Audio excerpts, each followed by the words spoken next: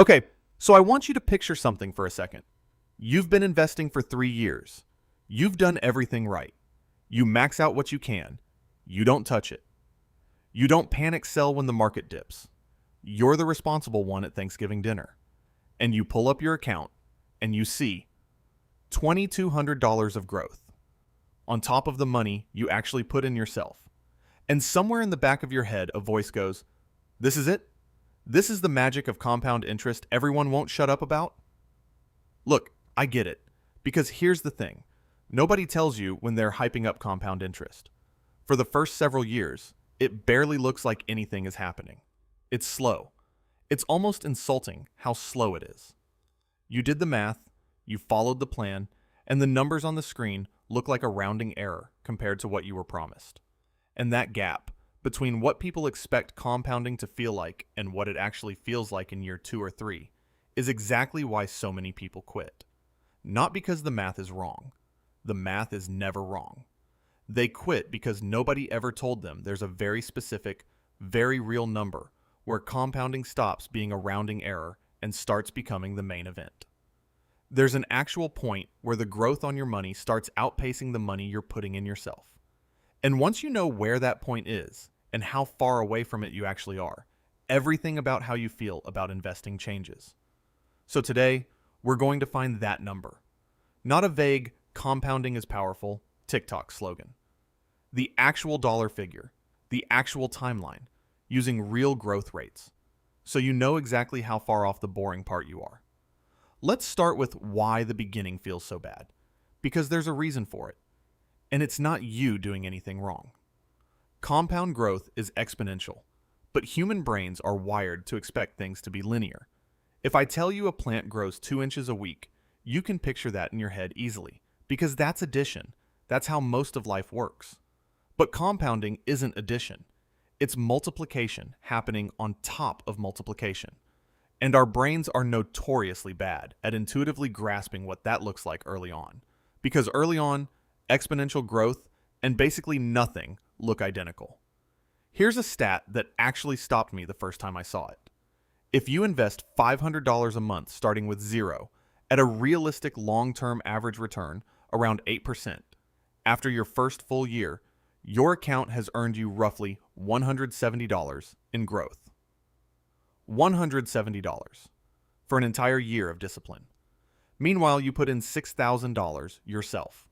Your own contributions are doing basically all of the work. The market is a rounding error. And if that's all you saw, if that's all anyone ever showed you, of course you'd think this whole compounding thing is overhyped. But now, fast forward. Same $500 a month, same 8%, 20 years in. In year 20 alone, not over the whole 20 years, just that single year, your account grows by more than $28,000 from market growth alone. That's nearly 5 times what you contributed in the entire first year, generated in a single 12-month stretch without you lifting a finger. Same habit, same $500 a month the entire time. The only thing that changed is time, and the size of the pile that time had to work with. So somewhere between year 1, where growth is basically background noise, and year 20, where growth is doing more heavy lifting than you are, there's a crossover point. A specific moment where the money your money is making finally overtakes the money you're personally putting in. Financial researchers and a few of the bigger index fund providers have actually run this analysis, and the numbers land in a strikingly consistent place. For a typical investor contributing steadily and earning something close to the historical S&P 500 average, that crossover tends to happen once your total account balance crosses somewhere around $100,000 to $150,000. Not your contributions total, your actual account balance, contributions plus growth combined. That's the number. That's the ignition point. Once your balance crosses roughly 6 figures, the math flips. From that point forward, in a typical year, the growth on your existing balance outweighs the fresh money you're adding, even if you keep contributing the exact same amount you always have. I want you to sit with that for a second, because here's the part that should honestly make you a little angry at how this is usually explained to people.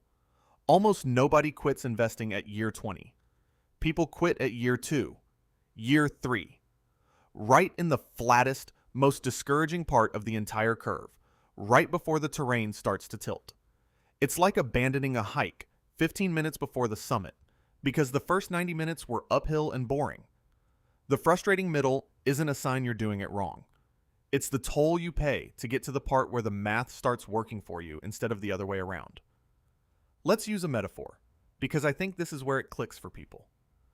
Picture pushing a boulder up a hill using a hand crank, one of those old ratchet systems. For the first while, every single turn of that crank takes real, visible effort, and the boulder barely inches forward. It feels like you're the only thing making it move, because you are. But at a certain point on that hill, the terrain shifts. The slope starts working with you instead of against you. And eventually, that same crank that used to move the boulder an inch per turn is now the thing barely keeping up with a boulder that wants to roll on its own. Your contributions are the crank. Your account balance is the boulder. In the beginning, you're doing all the work. Past the ignition point, the size of what you've already built starts doing the work for you, and your monthly contribution becomes less of an engine and more of a steering wheel. Now, here's where it gets specific, because I don't want to leave you with a vague number and no path to it. How long does it actually take to reach that $100,000 to $150,000 ignition point? It depends almost entirely on two things: how much you contribute and how early you start. Because time does more of the lifting than contribution size ever will.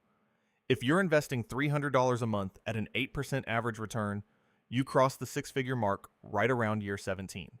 Bump that up to $600 a month, and you cut that down to roughly year 12.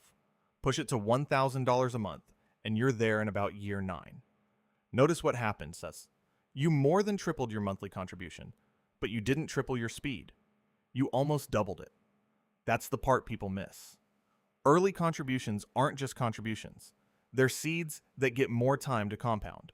So $1 invested in year 1 is doing dramatically more long-term work than $1 invested in year 10, even though on the screen they look identical.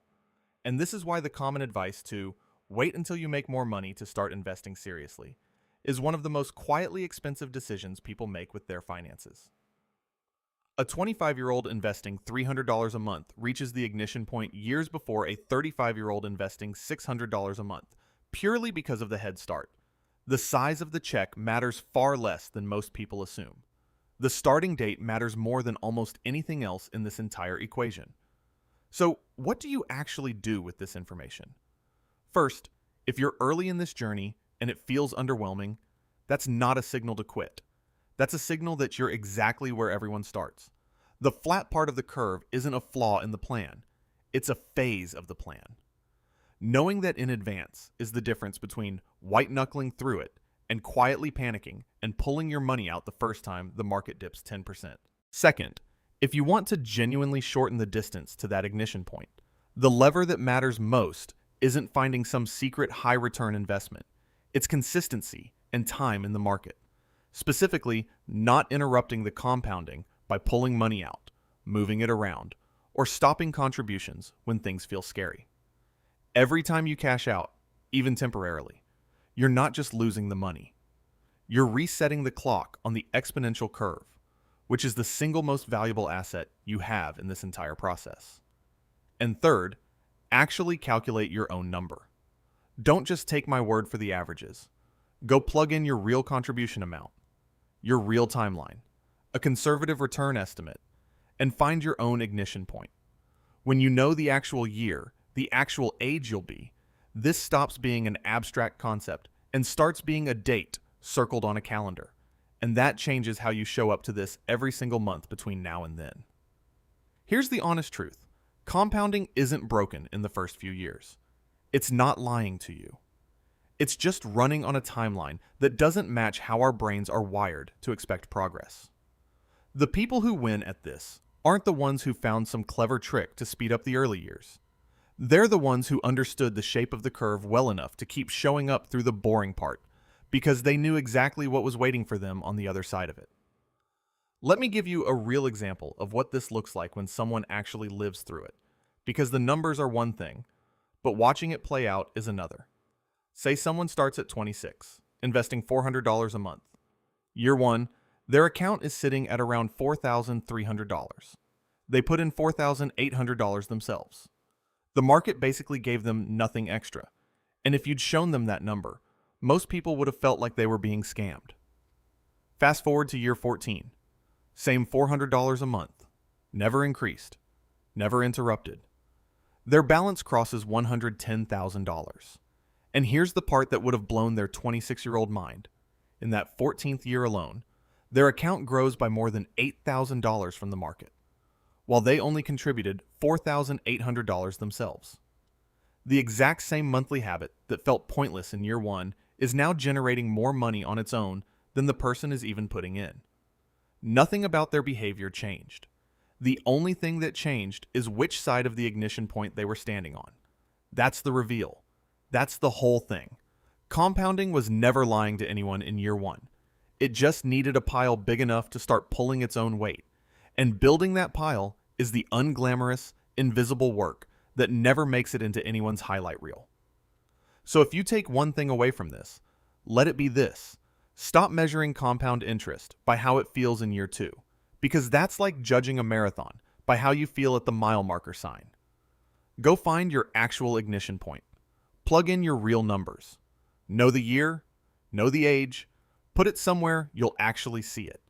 And then keep showing up on the boring side of that curve, because the boring side is temporary, and the other side of it is the part where this whole thing finally starts working for you instead of the other way around. If you're in year 1 or 2 right now and it feels like nothing is happening, I need you to hear this clearly. Nothing is wrong. You are exactly on schedule. The boulder is barely moving because that's what boulders do at the bottom of the hill. Keep turning the crank. That's it for this one. If you want to see exactly what happens once you cross that number, go watch our latest video. It picks up right where this one leaves off.